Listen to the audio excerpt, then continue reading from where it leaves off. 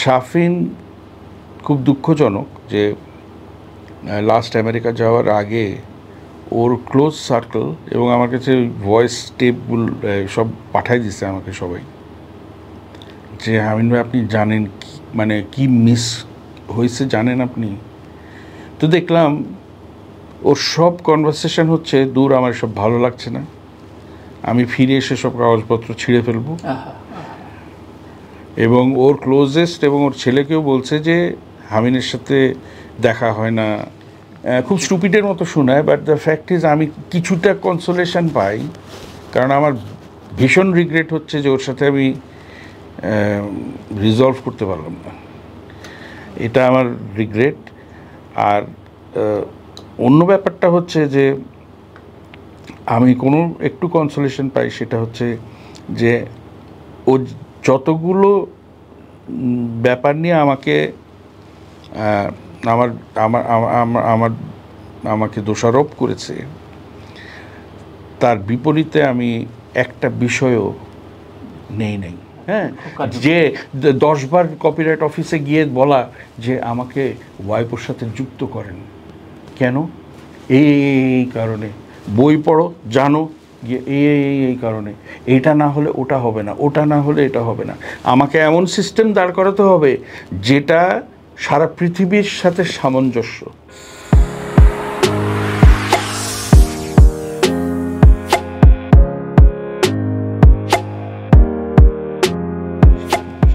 আমি শেষ করব আপনার এই যে তারপর আপনার যে প্রায় এক যুগের বেশি সময় ধরে আমাদের যেটা প্রাণের দাবি ছিল কপিরাইট সংরক্ষণ, সেই বিষয়ে আমরা এর আগে দুটো সেশনে আমরা কথা বলেছি। তো এখন অবস্থাটা এই সময় আমি একটু শুনতে চাই যে আপনার বিএলসিপিএস থেকে শুরু করে এই প্ল্যাটফর্মের বদলে আপনার ব্রেন চাইল্ড থেকে শুরু করে আপনি সবাইকে সংযুক্ত করে যেটি অবস্থান নিয়েছেন, একটু যদি শোনান সমস্ত সঙ্গীত শিল্পীদের কী অবস্থানে আছে আমাদের কপিরাইট ইস্যু। আমি সবসময় আমি যা কিছু করার চেষ্টা করেছি সেগুলো সবই অ্যাকচুয়ালি চিন্তাভাবনাটা এরকম ছিল যে কি করার দরকার সেই জায়গাটা থেকে। আমার যেহেতু মানে একটা কাঠামোর মধ্যে কাজ করার একটা দীর্ঘ অভিজ্ঞতাও আছে, আমি শুধু মিউজিশিয়ান না, আমার অন্যান্য, আমি যেমন একটা অডিটরে ফর এক্সাম্পল, এটাও আমার একটা স্কিল আছে, তো সেভাবে করি। কপিরাইট নিয়ে যখন প্রথম শুরু করি, এই প্রথম আমি কথাটা বলছি তোমার প্রোগ্রামে, বাট আমি বলতে চাই শিল্পীদের দুঃখ দুর্দশা, অসহনীয় অবস্থা, অসহায়, এটা দেখতে দেখতে টিনেজ, যুবককালীন এটসেট্রা মাইলস আমার বাবা মার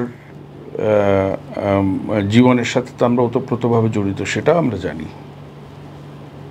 তো কোনো একদিন আমি চিন্তা করেছিলাম যে মিউজিক যেটা আমাকে দিয়েছে, মিউজিক তাকে রিটার্ন করতে গেলে আমার মনে হয় যে আমি বুঝতে পেরেছিলাম যে এই একটা জায়গা, যে জায়গাটার থেকে এই জিনিস বলয়টার থেকে বার হওয়া যাবে, কারণ কেউ আমাদেরকে দেখবে না। 53 বছরে দেখেনি, একটু আগে যে কথা নিয়ে আমরা কথা বললাম, আমরা যদি তৈয়ার করে নিতে পারি এমন একটা জায়গা যেখানে সবাই সংযুক্ত হয়ে একটা প্রফেশনাল ওয়ার্ল্ড ক্লাস সিস্টেমে তাদের মিউজিক্যাল ওয়ার্কসের এগেনস্টে কম্পেনসেটেড হতে পারে, রিওয়ার্ডেড হতে পারে, এটার solution is the best solution. এটা নিয়ে যখন শুরু করলাম, কেন 12-14 বছর ধরে যখন 4 জনও বসে নেই তখন একজন বসে আছি, বিকজ আমার ওই বিশ্বাসটা ছিল যে এটাই সলিউশন।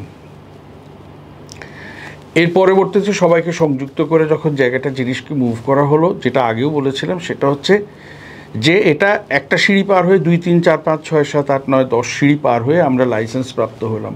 এটা সরকারি লাইসেন্স, এটা কারো পার্সোনাল প্রপার্টি না। হামিন আহমেদ যত রাত জেগেই যাই করুক আর যত ভোরে উঠে যাই করুক, এটা করছে একটা সিএমও, কালেকটিভ ম্যানেজমেন্ট অর্গানাইজেশন, যেটা ওয়াইপোর কাছে দায়বদ্ধ, সিসাকের কাছে দায়বদ্ধ, বাংলাদেশ সরকারের কাছে দায়বদ্ধ। আমি শুধু আমার সাথে বাবু, মাকসুদ, আলাউদ্দিন ভাই ছিলেন, অ্যান্ড্রুদা ছিলেন। ক্যান্সার নিয়ে আলাউদ্দিন ভাই যে সকালে উঠে গেছেন, অকল্পনীয়। ওনাদের সাবিনা আপা ক্যান্সার ফাইট করেছে, কিন্তু উনি আসেন আমাদের সাথে, উনি খবর রাখেন। পয়েন্ট হচ্ছে কী করতে চাচ্ছি হচ্ছে এখন আমরা যে লক্ষ্য মাত্রায় পৌঁছে গেছি, এখন কিন্তু এটাকে আর পিছনে তাকানোর কোনো বিষয় না। আমি যেটা প্রথমে তোমার সাথে যখন প্রথমে এই নিয়ে আলাপ হয়েছে তোমায় বলছিলাম, ওয়াইপো সিসাকের সাথে যুক্ত হয়ে সারা বিশ্বের সাথে যখন যুক্ত হয়ে যাবে, তখন এটার আসল রূপটা সবাই বুঝতে পারবে। তো এটা হচ্ছে টেকনিক্যাল কাজ, এটা ইমোশনাল। আমরা যারা বাঙালিদের যে নিজে বাঙালি হয়েই বলতেছি যে ইমোশন নিয়ে, হ্যাঁ এটা করে ফেলা দরকার ছিল, আমরা কিছু পেলাম না, এটাও এই কথা হয়ে গেছে। কিন্তু এটার কাজটা ছিল টেকনিক্যাল, এই কাজটা ছিল চুপচাপ, এই কাজটা ছিল যে কেউ দেখতে পায় না, যেটা হ্যাঁ, যে 10 বার কপিরাইট অফিসে গিয়ে বলা যে আমাকে ওয়াইপোর সাথে যুক্ত করেন, কেন? এই কারণে, বই পড়ো, জানো, গিয়ে এই কারণে, এটা না হলে ওটা হবে না, ওটা না হলে এটা হবে না। আমাকে এমন সিস্টেম দাঁড় করাতে হবে যেটা সারা পৃথিবীর সাথে সামঞ্জস্য। ইন্টেলেকচুয়াল প্রপার্টি আইনও সারা পৃথিবীর সাথে সামঞ্জস্য। আজকে বাংলাদেশ ইচ্ছা করলেই একটা আইন ঢুকাই দিতে পারবে না, এটা কিন্তু ওয়াইপোর সাথে সাথে ইন্টারভিন করবে। I am very happy to tell you যে আমরা এখন সারা বিশ্বে যেভাবে রয়্যালটি কালেকশন ডিস্ট্রিবিউশন হয়, বিএলসিপিএস ফার্স্ট সিএমও ইন বাংলাদেশ, এখন ওটার দ্বার প্রান্তে চলে গেছে। দ্বার প্রান্তে বলতে অ্যাকচুয়ালি দরজা খুলেও গেছে। এটার হচ্ছে যে বিএলসিপিএসকে এখন ওয়াইপো সিসাক মারাত্মকভাবে খুব এক্সাইটেড। তারা মনে করে বাংলাদেশের এক ভবিষ্যৎ এবং স্কোপ ইনর্মাস, এবং সেই অনুযায়ী তাদের, তুমি আশ্চর্য হবে যে তারা কত মানে এম্পাওয়ার করতে তাদের কোনো কমতি নাই। আমি যে পরিমাণ খালি মেইল পাই আর উত্তর দেয়, যে পরিমাণ অনলাইন মিটিং করতে, প্রতিটা স্টেপ তারা যাতে ঠিক পথে যায় সেটা দেখাচ্ছে। এবং এটা যাতে গ্লোবালি যেহেতু যুক্ত হবে 235টার উপরে সিএমওর সাথে, তার মানে অলমোস্ট সারা পৃথিবী ধরে রাখো। এটা একটা ফাইনাল স্টেজে আছে, ফাইনাল স্টেজ শেষ। সারা বাংলাদেশ না হয় নতুন, কিন্তু সারা বিশ্ব তো already, western world, middle east, এরা তো অলরেডি একটা স্ট্রাকচার্ড চলে আসছে। তো ওখানে তো কালেকশানে কোনো বাধা নেই। তো এটা স্ট্রিমিংয়ের কথা বললাম।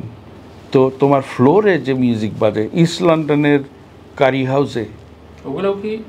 হ্যাঁ, প্রত্যেকটা ইনক্লুডেড। বাহরাইনের বা ইউএই কোনো রেডিওতে যদি বাজে, আসবে। কোনো টেলিফোন কোম্পানিতে উঠলে আসবে।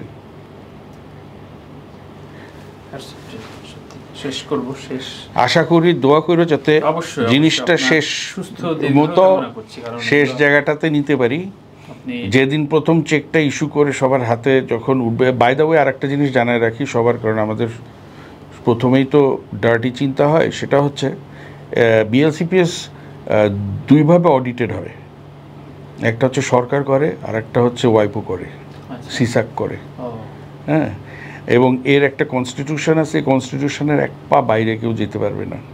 হ্যাঁ, এর দায়িত্বভার টিপিক্যালি ইলেকশনের মাধ্যমে হয় এবং এটা পরিবর্তিত। তার মানে আজকে আমি হয়তো এক জায়গায় নিয়ে যাচ্ছি, কালকে তুমি আর এক জায়গায় নিয়ে যাবে। চলমান, আপনি যে শুরুটা চলমান। সত্যি থ্যাংক ইউ। শোটা শেষ করতে ইচ্ছা করছে না, আপনার প্রসঙ্গগুলো অনেক। শেষের 2 লাইন আমি একটু শুনতে চাই আপনার। শাফিন আহমেদ ভাইকে হারালেন এমন একটা সময়, একটা ক্রুশিয়াল মোমেন্টে, কোন কথাটা বলতে ইচ্ছা করছে ভাই সম্পর্কে?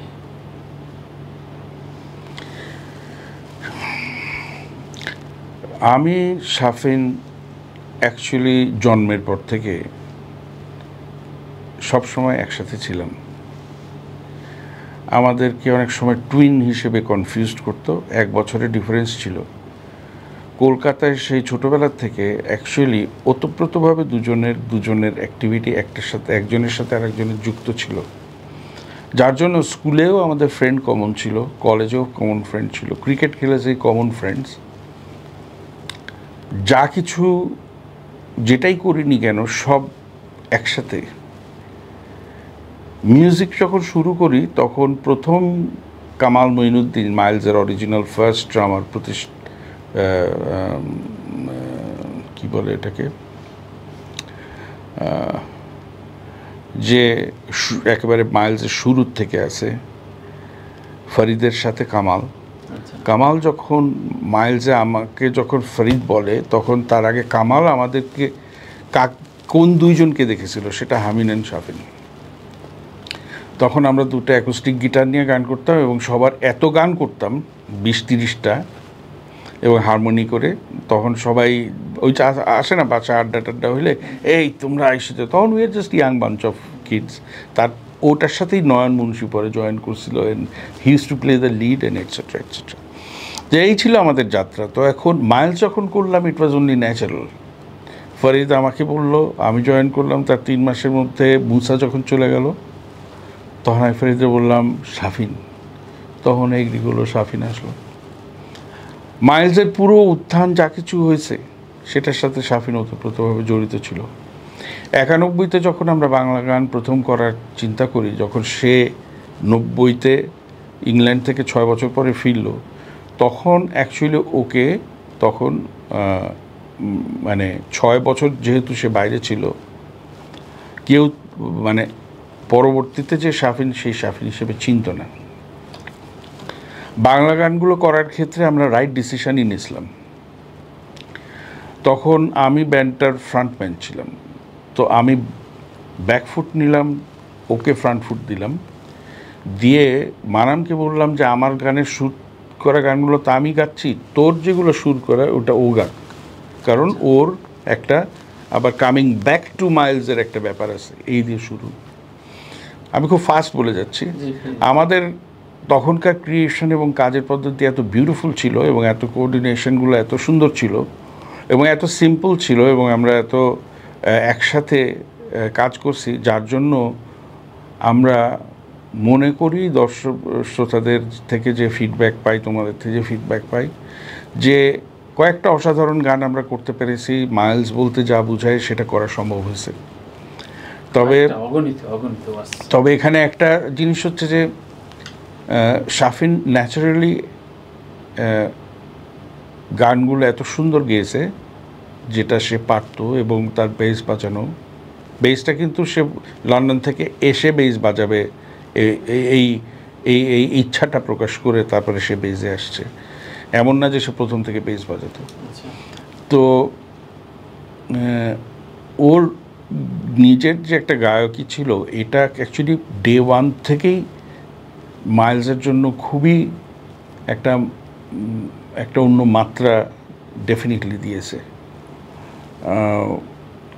ও সব কিছু প্ল্যান, মানে সব কিছু প্রিপেয়ার্ড হয়ে আসতো। এই প্রিপেয়ার্ডনেসটা তার মারাত্মকভাবে কাজে দিত, এবং এই প্রিপেয়ার্ডনেসটা যখন আমি ভাই হিসেবে বলি, যখন আমি দেখছি যে গাওয়ার ক্ষেত্রেও প্রিপারেশনটা, তখন এটাকে আমাকেও চিন্তা করেছে যে আচ্ছা এটা দরকার হয় তাহলে, মানে কথাটা কোন জায়গায়, মানে একটা হচ্ছে এরকম ন্যাচারালি হয়, আর একটা হচ্ছে যে তুমি জানো এই কথাটা এই ওয়ার্ডটা বলার পরে এটা কেটে যাবে, এটা ধরে রাখবো না, এই সব পুরো জিনিসগুলো সে গুছায় না। 91-তে চাঁদ তারা সূর্যের মাধ্যমে বা প্রথম প্রেমের মতো গানটার মাধ্যমে যখন মাইলস প্রথম বাংলা গান নিয়ে আত্মপ্রকাশ করে, তখন আমার মনে হয় অতিরিক্ত হবে না বলা যে এর একটা নতুন স্ট্যান্ডার্ড সেট করে দিয়েছিল। এবং তখনকার ব্যান্ডের গানে কাউকে ছোট করতে চাচ্ছি না, বাট সবাই পড়ো, কিন্তু গান যেভাবে গাওয়া উচিত সেক্ষেত্রে শাফিন একটা স্ট্যান্ডার্ড সেট করে দিয়েছিল, যেটার জন্য আজকে মানুষ তাকে ভুলবে না, ভবিষ্যতেও ভুলবে না, ভুলতে পারে নাই। এবং দুঃখজনক হচ্ছে যে চড়াই উতরাই পার হয়ে খ্যাতি ট্যাতি সব হওয়ার পরেও আমরা আমাদের যে জায়গাটা হওয়া উচিত ছিল না সেটাও হয়েছে, এবং এটাও মাইলসের অনেক ভালো উদাহরণের পাশে যদি একটা দাগ থাকে তাহলে বলবো যে সেই দাগের থেকে অন্যদেরও একটা শিক্ষা নেওয়ার বিষয় আছে। কারণ অনেকেই হয়তো এক্সপেক্ট করে না যে মাইলসের মতো ব্যান্ড, এনাদের দুই ভাই এরকম এডুকেটেড বা এরকম একটা মনোভাব সম্পন্ন মানুষের মধ্যে কি এরকম হতে পারে। এটা সম্ভব হয়েছে। অন্যতম প্রধান কারণ হচ্ছে আশেপাশে আমাদের সবসময় যারা কাছে আসতে চায় তাদের অনেকের অনেক ধরনের ইন্টেনশন থাকে, কান ভারী করা এবং বিভিন্ন, এটার ব্যাপারে সবাইকে সতর্ক থাকা উচিত। এবং সেখানে যখন একটা অমত বা কোন একটা সিচুয়েশন সৃষ্টি হয়, আফটারঅল জার্নিটা তো লম্বা, 40 বছর সৃষ্টি হয়, তখন সেখানে ফুয়েল করে একটা জিনিসকে কোনোভাবে অন্যদিকে সরানো যায় কি না, এইসবের ব্যাপারগুলো অন্যান্য দেশের মতো বাংলাদেশেও আছে। শাফিন খুব দুঃখজনক যে লাস্ট আমেরিকা যাওয়ার আগে ওর ক্লোজ সার্কেল এবং আমার কাছে ভয়েস টেপগুলো সব পাঠাই দিছে আমাকে সবাই, যে আমিন ভাই আপনি জানেন কি মানে কি মিস হয়েছে জানেন আপনি? তো দেখলাম ওর সব কনভারসেশন হচ্ছে দূর, আমার সব ভালো লাগছে না, আমি ফিরে এসে সব কাগজপত্র ছিঁড়ে ফেলবো। এবং ওর ক্লোজেস্ট এবং ওর ছেলেকেও বলছে যে হামিনের সাথে দেখা হয় না, টুকুন বলে, টুকুনের সাথে দেখা হয় না, ওর বাসায় যাওয়া হয় না, এটা এভাবে, এটা কি? আমার মিসফরচুন হচ্ছে আমি যখন মনে করছি দূর, প্রতি রাতে আমিও এটাই মনে করতাম যে মেবি আমার তার বাসায় গিয়ে জাস্ট বেল দিয়ে এই তুমি কি মনে করছো, মানে এগুলো শেষ করো। আনফর্চুনেটলি এটা যখন আমি চিন্তা করছি তখন মানে এই যে ওর পিছনে জানি না কে কোথা থেকে, মানে হয়তো এমন কিছু একটা মেসেজ আসলো বা যেটা আবার আমাকে আপসেট করে দিল। আমার কনসোলেশন এখন একটাই, সেটা হচ্ছে যে কোনো এক কারণে, যে কারণেই হোক, মেবি আমার ভিতরে যেটা, কারণ আমি অনেক কথা বলছি, হ্যাঁ বাচ্চাদের মতো হয়তো কথা বলছি, কিন্তু আমি হয়তো কথা কম বলছি, আমি হয়তো মিডিয়াতে বলি নাই, আমি হয়তো ভিতরে বলছি, খুব স্টুপিডের মতো শোনায়, বাট দ্য ফ্যাক্ট ইজ আমি কিছুটা কনসোলেশন পাই, কারণ আমার ভীষণ রিগ্রেট হচ্ছে যে ওর সাথে আমি রিজলভ করতে পারলাম না, এটা আমার রিগ্রেট। আর অন্য ব্যাপারটা হচ্ছে যে আমি কোনো একটু কনসোলেশন পাই, সেটা হচ্ছে যে ও যতগুলো ব্যাপার নিয়ে আমাকে আমার আমার আমার আমাকে দোষারোপ করেছে, তার বিপরীতে আমি একটা বিষয়ও নেই কোনো, আমি ডিফেন্ড করা ছাড়া কোনো অ্যাকশন বা রিভার্স কোনো অ্যাকশন আমি নেই নাই। নিজের যত্নটা করে নাই, আমি থাকলে ও থাকতো, কারণ ইতিপূর্বে ওর যা কিছু শারীরিক যা হয়েছে, ও তো খুব চাপা ছিল এবং সবসময় হচ্ছে গার্ডেড, হ্যাঁ, তো আমাকেও বলবে না, মানে গার্ডেড, তো আমি চলতাম হচ্ছে ওর চেহারা দেখে। আমরা যখন গান গাইতাম তখন বলা ছিল স্টেজে যে if you are not feeling it, আমারে নট করবি, তাহলে I will continue singing, so he gets a breather. তারপর এটাও ছিল যে যদি ফিল না করিস যে উপরের পার্টগুলো যদি, কারণ singing is a huge thing for heart, কারণ তুমি ব্রেথ কন্ট্রোল করো, তো ও যেদিন ফিল না করতো ওই দিন একটু নট করলেই কেউ বুঝতে পারতো না, কিন্তু ওটা কিন্তু মানে শর্ট করে ভয়েসটা রিপ্লেস হয়ে চলে আসতো। সো আমরা ওকে প্রোটেক্ট করে রাখতাম, কারণ একটা শো করতে যাওয়াও একটা বিশাল ঝামেলার ব্যাপার। এই জিনিসটা আমি তো ওকে চিনি, ও আমার এই হয়তো ইগো বলবো না কি বলবো আমি জানি না, আমার ইগো ওর ইগো সব হোয়াট এভার ইট ইজ, কী হওয়া যে ও কেন এটা করলো এটসেট্রা, কিন্তু মানসিকভাবে ভীষণ যন্ত্রণায় ছিল, আমিও ভীষণ যন্ত্রণায় ছিলাম। এবং যে জায়গাটা নিষ্পত্তি হওয়া দরকার ছিল সেখানে কেউ হয়তো সেভাবে স্টেপস নেয় নাই, বা কোনো একটা কারণে বা কোনো কিছুতে, ওই যে বললাম না একটা স্টেপ ভাবছি যে ওর দরজায় চলে যাব নাকি, তখন এমন একটা মেসেজ আসলো, ভাবলাম যে তাহলে গিয়ে কী হবে, মানে এটা কী হবে। ও যখন আমেরিকা গেল এবার, তখন শরীর অবস্থা খুব খারাপ ছিল, এবং এই জন্য বলতেছি কথাটা, আমি যদি থাকতাম তাহলে কোনো অবস্থাতে, যদি মাইলসের শো থাকতো তাহলে আমি ক্যান্সেল করে দিতাম। ফ্লাইং রেস্ট্রিকশন ছিল শুধু মানে it was an extreme situation, My God.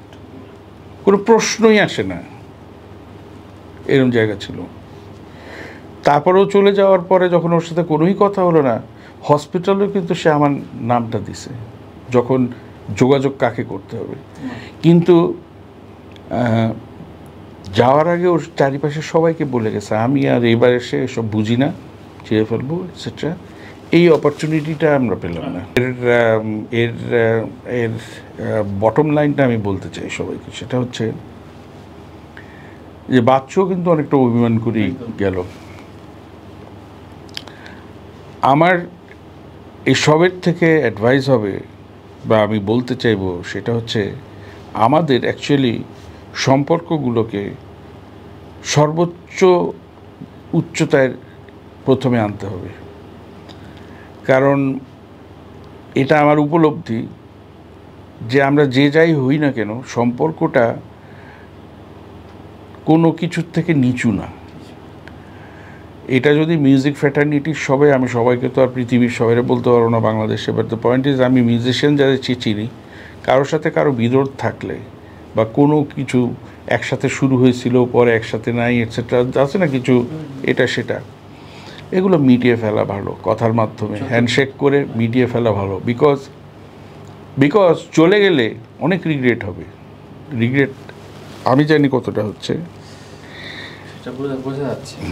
So এই হলো থ্যাংক ইউ বিষয়টা। ভাই, অনেক অনেক সুদীর্ঘ সুস্থ জীবন কাটুক আপনার, সময় দেওয়ার জন্য ধন্যবাদ। Thank you for inviting. প্রিয় দর্শক, আজকে আসলে খুবই ইমোশনাল একটা পার্ট গেল। আমি জানি না, টোকন ভাইয়ের সাথে আমার অনেকবার অনেকভাবে আমরা বসেছি, কিন্তু ওয়ান অফ দ্য ফাইনেস্ট একটা আড্ডা বা আলাপ বা একটা ডকুমেন্টেশন হলো।